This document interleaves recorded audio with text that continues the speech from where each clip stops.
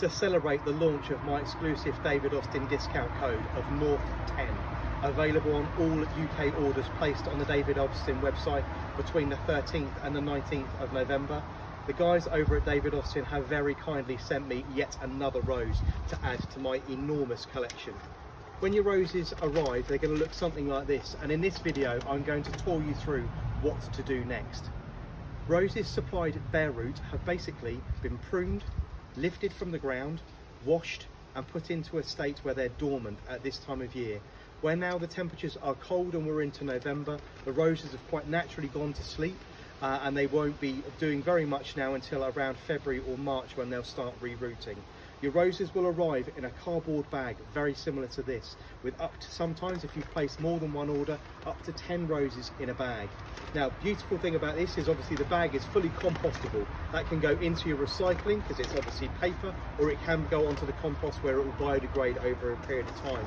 And most importantly, when your roses arrive, very carefully open them along the top of the bag. There's a perforated mark along the top of the bag. You can either cut them open, or as I have done with this one, I've ripped this one open in my excitement to get it unpackaged. You must, if you can't unpackage your roses immediately, put them somewhere cool and dark, into an outbuilding, maybe a garage or a shed, out of direct sunlight. And in the bag, they can actually be all sealed up in this bag for up to 2 weeks. Now, it's not advisable, but we obviously do recognise that some of you are really very busy and you don't have time. But if you can get them unpackaged just as quickly as you can, hopefully within 24 to 48 hours of arriving, your chance of getting that rose away and established quickly are much, much higher. So get that bag into a cool, dark place until you can open it up. And once you open it, reach inside carefully. Now, don't forget, roses have a lot of thorns, so do put your hand in here very, very gingerly. Your rose will look something along this line. It will be in one of these plastic style bags, but this is not actually made of plastic. This bag is actually made of potato starch. So once you're done with this, this again can go onto the compost heap. Very carefully unwrap your rose. Now, excitedly enough for me, this one is actually Gabriel Oak.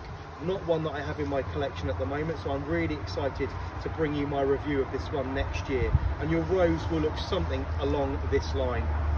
You can see the roots have been pruned, and they're wet because they've been contained in the bag, and the next stage is to actually rehydrate this.